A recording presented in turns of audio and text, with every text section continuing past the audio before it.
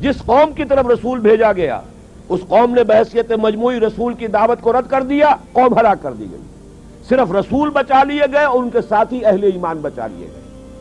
اب ظاہر بات ہے کہ اب تو کوئی رسول آئیں گے نہیں، لہذا اس نوع کا عذاب کسی کافر قوم پر نہیں آئے گا قیامت تک،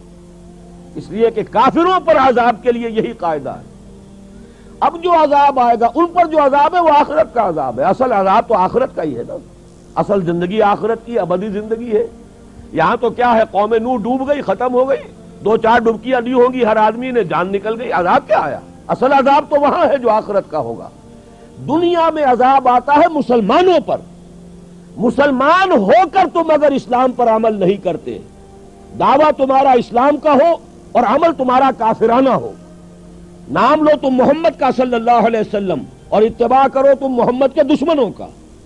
دعویٰ کرو اللہ اور اس کے رسول کی وفاداری کا اور تمہاری دوستیاں ہوں اللہ اور اس کے رسول کے دشمنوں سے، تم کہو اللہ اور اس کے رسول کے احکام کو ہم مانتے ہیں اور سودی کاروبار کر کے اللہ اور اس کے رسول کے خلاف اعلان جنگ کیے رکھو، اصل عذاب دنیا میں مسلمانوں پر آتا ہے، جیسے کہ پہلے یہودیوں پر آیا، اس لیے کہ ہم سے پہلے کی مسلمان امت وہی تھی، جب تک حضور صلی اللہ علیہ وسلم کی بعثت نہیں ہوئی وہی امت تھی، موسیٰ کے ماننے والے، تورات کے ماننے والے یہودی، یہ امت مسلمہ تھی، لیکن ان پر کیسے کیسے عذاب آئے، نبوکدنضر کے ہاتھوں برباد کرایا گیا، کبھی پھر یونانیوں کے ہاتھوں تباہی آئی، کبھی رومیوں کے ہاتھوں تباہی آئی، اس صدی میں بھی آپ نے دیکھا، اگر آپ بھولے نہ ہو کہ یہ صدی کے وسط میں ہٹلر کے ہاتھوں 60 لاکھ یہودی قتل ہوا، یہ کون ہے؟ اللہ کو بھی مانتے ہیں، حضرت موسیٰ کو بھی مانتے ہیں، تورات کو بھی مانتے ہیں، وہ تو مدعی ہیں اللہ اور اس کے رسول کے ماننے والے، لیکن یہ کہ ان پر جو عذاب آئے وہ آپ کے سامنے ہے۔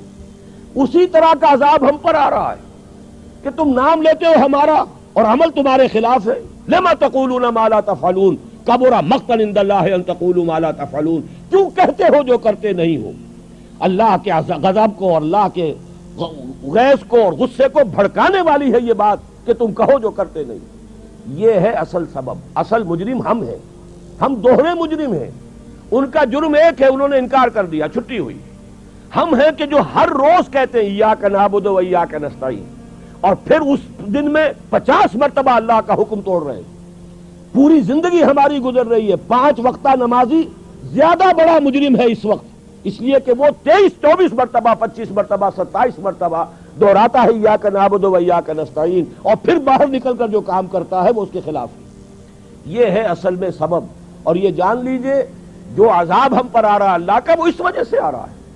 ہمارا کام تو یہ تھا کہ ہم دین کے علمبردار ہیں، دین کا ایک نظام دنیا کے سامنے پیش کریں۔ ابھی بڑا اچھا لفظ استعمال کیا ہے توکل صاحب نے، ماڈل دو نا، ایک انفرادی ماڈل ہوتا ہے، حضور صلی اللہ علیہ وسلم اپنی ذات میں ماڈل تھے، لقد کان لکم فی رسول اللہ اسوۃ حسنہ، لیکن حضور نے صرف ذاتی اور انفرادی ماڈل نہیں دیا، ایک اجتماعی ماڈل فراہم کر دیا، نظام قائم کر کے دکھا دیا، یہ ہے اللہ کا دین، یہ ہے اس کا سیاسی ڈھانچہ، یہ ہے اس کا معاشی ڈھانچہ، یہ ہے اس کی معاشرت، یہ ہے اس کی فیملی لاز، یہ ہے اس کے اندر تمام قوانین فوجداری اور دیوانی، یہ ہے یہاں پر قانون شہادت، یہ ہے سارا نظام، دیکھ لو، ٹھوک بجا کر دیکھ لو، یہ نظام ہے۔ جب تک وہ ماڈل مسلمان قائم نہیں کریں گے یہی عذاب کے کوڑے برستے رہیں گے، سخت سے سخت تر عذاب آئے گا۔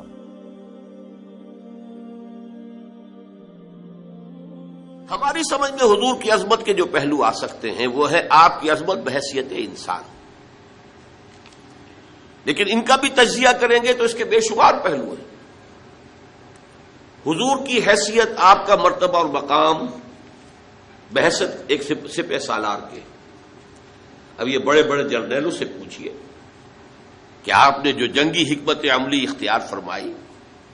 اس میں جس مہارت کا ثبوت دیا ہے، حالانکہ ساری عمر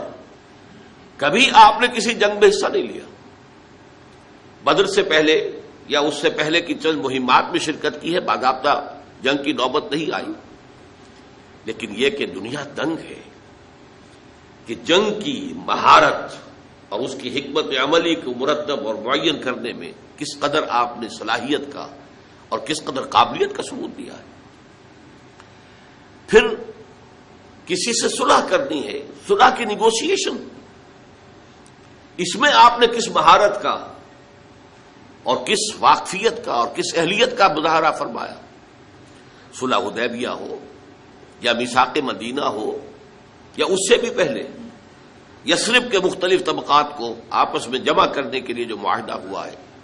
ان کا مطالعہ کیجئے، عقلیں دنگ رہ جاتی۔ ایک قاضی القضات کی حیثیت سے آپ کا مقام کیا تھا؟ آج بھی اس دنیا میں قضاء جوڈیشری کے سلسلے میں جس قدر اصول اختیار کیے گئے ہیں وہ سب کے سب محمد الرسول اللہ کے عطا کردہ ہیں صلی اللہ علیہ وسلم۔ کسی بھی مقدمے میں ایک فریق کی بات سن کر فیصلہ نہ کرو جب تک کہ فریق ثانی کو بھی سن نہ لو، یہ اصول آپ کا بیان کرتا ہے۔ شک کا فائدہ ملزم کو دیا جائے، ملزم جسے کہنا چاہیے اصلا، جس پر الزام لگایا گیا ہے، شک کا فائدہ اسے دیا جائے گا، جو الزام لگانے والا ہے اسے نہیں۔ یہ فیصلہ محمد رسول اللہ کا ہے۔ یہ اصول آپ نے انیشیٹ کیا ہے کہ 100 مجرم چھوٹ جائیں کوئی حرج نہیں، کسی بے گناہ کو سزا نہیں ہونی چاہیے، یہ اصول آپ کا دیا ہوا ہے۔ ہماری موجودہ جوڈیشری پوری عالمی سطح پر انہی اصولوں پر قائم ہے۔ یہ دوسری بات ہے کہ ہمارے ہاں کرپشن نے بیڑا غرق کر دیا،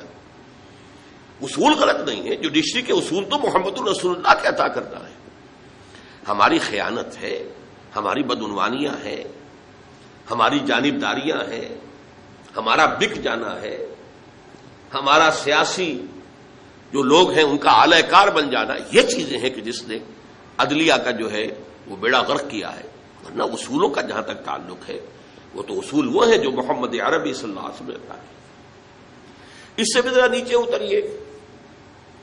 بحیثیت باپ حضور کا کردار کیا تھا؟ یہ حضرت فاطمہ سے پوچھیے رضی اللہ تعالی عنہ۔ بحیثیت شوہر آپ کا کردار کیا تھا اور آپ کی کیا عظمت تھی اس میں؟ یہ حضرت عائشہ سے پوچھیے، حضرت حفصہ سے پوچھیے، حضرت ام سلمہ سے پوچھیے رضی اللہ تعالی عنہ۔ پھر یہ کہ ایک داماد ہونے کی اعتبار سے آپ کا کیا کردار تھا؟ حضرت عمر سے پوچھیے، حضرت ابو بکر سے پوچھیے۔ گویا کہ جتنے انسانی علائق ہو سکتے ہیں ان کے اعتبار سے بھی آپ کی شخصیت کی عظمت، آپ کے کردار کی بلندی، یہ وہ چیزیں ہیں کہ جو ہماری سمجھ میں آ سکتی ہیں۔ ایک داعی کی حیثیت سے آپ کا کیا مقام ہے، ایک مربی کی حیثیت سے آپ کا کیا مقام ہے، ایک معلم کی حیثیت سے آپ کا کیا مقام ہے، یہ چیزیں ہیں کہ جو ہماری سمجھ میں آ سکتی ہیں، ان کا کچھ نہ کچھ ادراک و شعور ہم کر سکتے ہیں۔ لیکن ان تمام حیثیتوں کو داعی، مبلغ، مربی، مزکی، میں ان کو جمع کرنا چاہتا ہوں ایک لفظ میں، ایک انقلاب کے داعی اور ایک انقلاب عظیم کے برپا کرنے والے کی حیثیت سے آپ کا مقام کیا ہے۔ گویا کہ ہم جن پہلوؤں سے حضور کی عظمت کو سمجھ سکتے ہیں ان میں سب سے نمایاں پہلو یہ ہے کہ آپ نے جو تبدیلی برپا کی یا اصطلاحاً جو عظیم انقلاب برپا کیا، اس انقلاب کا مطالعہ کیا جائے، اس کا حاصل دیکھا جائے، اس کے نتائج پر غور کیا جائے، اس کے لیے جو جد و جہد ہوئی ہے اس کے مراحل ان کے بارے میں غور کیا جائے تو واقعتاً جو ہے حضور کی اصل عظمت نمایاں ہو کر سامنے آتی ہے۔ چنانچہ یہ ہے وہ عظمت آپ کی جس کا کہ اقرار اور جس کی گواہی پوری دنیا نے دی۔